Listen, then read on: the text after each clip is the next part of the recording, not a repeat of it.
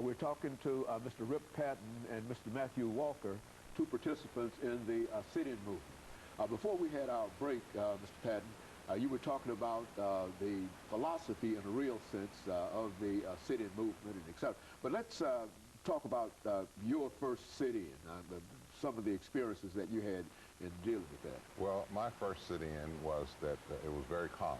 As a matter of fact, it did not make the front page. We were way back in the back of the page, and the people, they closed the counter, but there were people who were outside looking in the windows of Crest and Woolworth and those stores and wondering what was going on. And it was a very peaceful sit-in. I was also a part of what we called then the aristocratic bands, the A&I Marching 100. So I would imagine that there were times when I was not able to sit in simply because of band rehearsals going out of town. But everything was orderly, and we had a very excellent teacher and teachers, not just Lawson, but Kelly Miller Smith played a great and a very important role in the sit-ins. Very good. And you, Mr. Walker, in reference to your sit-in, you were in the Freedom Rides, and the sit-ins came before the Freedom Ride, I understand. That's correct. Is that right? Now, what made you decide to leave after the sit-in and made you decide to become involved in the, say something about your sit-in participation and then how you became involved in the Freedom Ride? Okay, well, first thing I have to say about my sit-in participation, well, I would just like to add a little bit more about those nonviolent training workshops led by Reverend Jim Lawson. We were well-grounded in the philosophy of nonviolence, and some of the things that Reverend Lawson used to bring us on board as to what nonviolent protest was about was a couple of passages, for example, from Matthew and Luke in the Bible, which spoke of turning the other cheek. Okay. Another resource he used was Henry David Thoreau, who had written the essay on civil disobedience, where Thoreau talked about in an unjust society, people of conscience have an obligation, a moral obligation, to speak out about those injustices.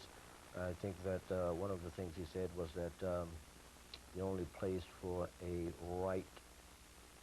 righteous person, a person of conscience in an unjust society is in jail. So that was kind of the background. And he also talked a great deal about Gandhi and how Gandhi had used nonviolence. And one of the things that, just to give you an idea about Gandhi's philosophy, is that Gandhi had said at one time that an eye for an eye can end up making the whole world blind.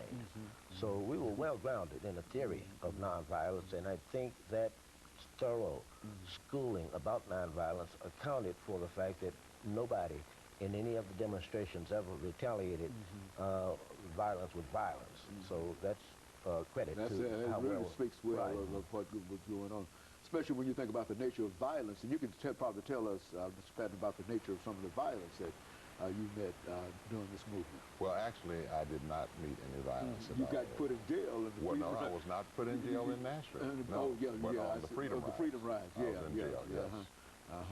Well, talk about some of the violence you experienced on the Freedom Rides. Well, actually, first of all, I think we need to let the audience know that when CORE, the word has been used, abandoned the Freedom Ride because of what happened in Anderson, Alabama, the burning of the bus, and in Birmingham when they beat the riders that were on the bus. And CORE flew into New Orleans, and then they dispersed and went back to Washington, D.C. Well, we were, I think at the time, trying to desegregate the movie theaters downtown, and it happened on Mother's Day, May 17th in 1961. And Diane Nash said, along with John Lewis and others, and the group decided that we would go on the Freedom Ride. We would continue the Freedom Ride. So on that night that they picked the group, those that were there wrote their wills, wrote letters, made phone calls, because the attitude then was we were not going to let violence keep us from continuing the Freedom Ride. And there was a possible chance that you might not come home because of what happened in Anderson and Birmingham. And we were on our way to Montgomery and then into Jackson, Mississippi. But the only violence to the Nashville students happened in Montgomery. In Montgomery, Alabama. In Montgomery, Alabama. As part of that, yes. As part of the as a part of the movement from Birmingham, the bus route going in. The ultimate, they were supposed to go on into New Orleans, Louisiana, but it stopped in Jackson, Mississippi. And so I think the point was made in Jackson, so there was no need to go on into New Orleans. Well, now when the participants decided to make out their wills, and that was a real serious moment in terms of what the whole activity, was it not? Well, I look at it like this. In Nashville, it was small wars. We had little small battles, you might say, with the stores. We were just getting ready for the big war. And the big war, to me, was the Freedom Rides. Because of the results of the Freedom Ride affected this whole nation. Of course, the sit-ins did too. But the Freedom Rides really put the cap, in my opinion, on this whole nation. Okay, and of course you participated in the Freedom Rides too, did you not, Mr. Walker? Yes, yes, I did. Were you incarcerated at one time during the rides? During the Freedom Rides? Yeah, during the Freedom Rides. Yes, I spent a total of 39 days in jail in Mississippi.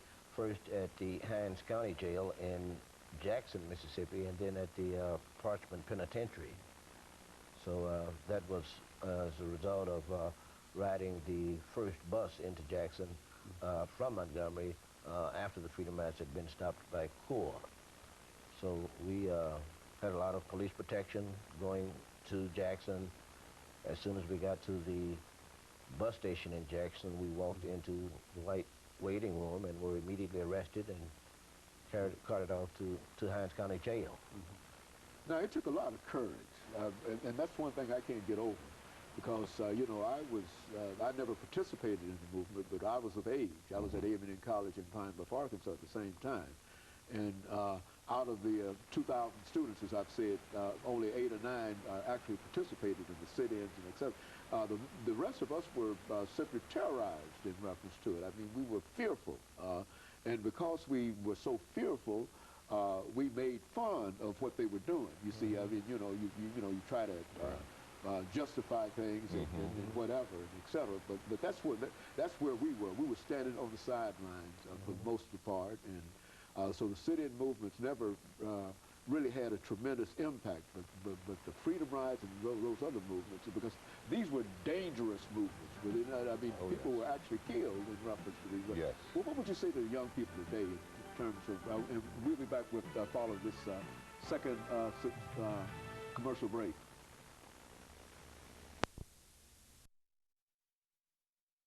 We're talking to Mr. Rip